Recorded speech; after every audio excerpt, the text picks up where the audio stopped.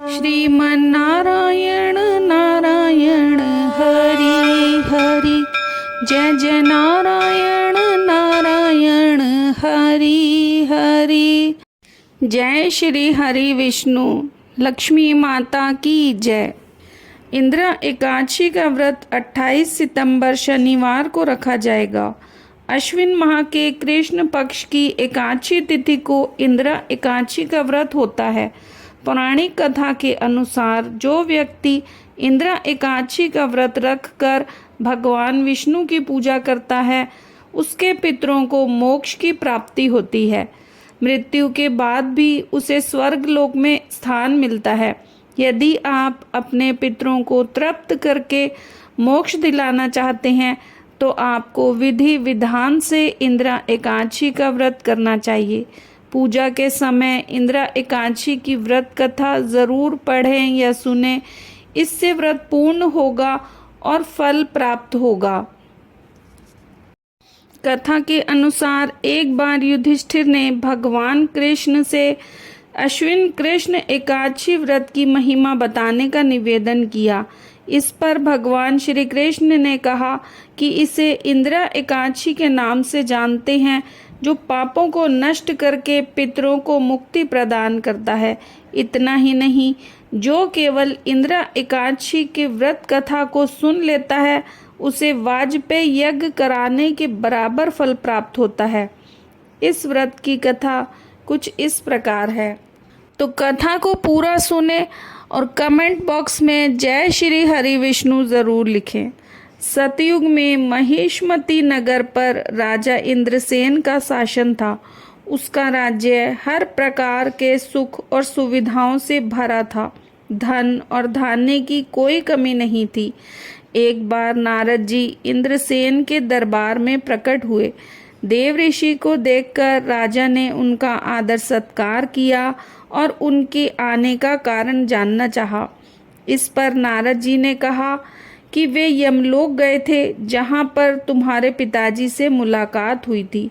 उन्होंने तुम्हारे लिए कुछ संदेश भेजा है।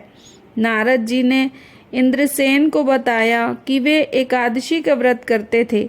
किसी कारणवश उनमें विघ्न पड़ गया।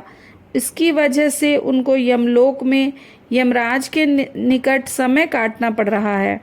यदि तुम चाहो तो इंदिरा एकादशी का व्रत विधिवत पूर्ण करो, जिससे उनको मुक्ति मिल सकती है और वे स्वर्ग में स्थान प्राप्त कर सकते हैं। इतना सुनकर राजा इंद्रसेन ने नारद जी से कहा कि आप इंदिरा एकादशी की व्रत विधि बताएं, उसके अनुसार ही वह व्रत करेगा।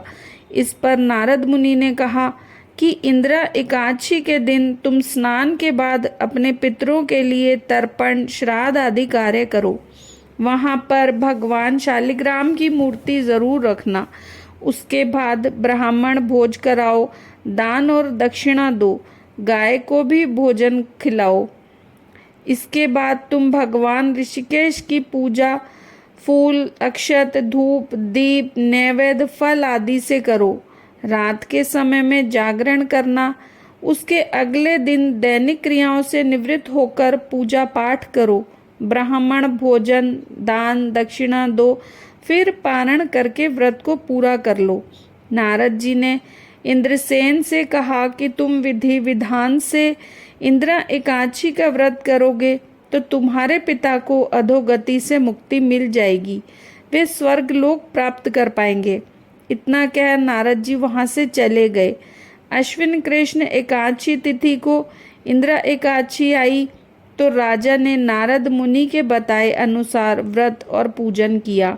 दान और दक्षिणा देकर व्रत को पूरा किया। उस व्रत के पुण्य से पिता को यमलोक से अधोगति मिल गई और मुक्ति मिल गई। वे यमलोक से मुक्त होकर भगवान विष्णु के लोक चले गए। जब राजा इंद्रसेन की मृत्यु हुई तो उनको स्वर्गलोक की प्राप्ति हुई। इंदिरा एकादशी 2024 का मुहूर्त और पारण। अश्विन कृष्ण एकादशी तिथि का आरंभ 27 सितंबर शुक्रवार दोपहर 1:20 से अश्विन कृष्ण एकादशी तिथि का समापन 28 सितंबर शनिवार दोपहर 2:49 पर होगा। इंदिरा एकादशी पूजा का मुहूर्त सुबह 6:13 से सिद्ध योग में इंदिरा एकादशी पारण समय 29 सितंबर रविवार सुबह 6:13 से सुबह 8:36 तक।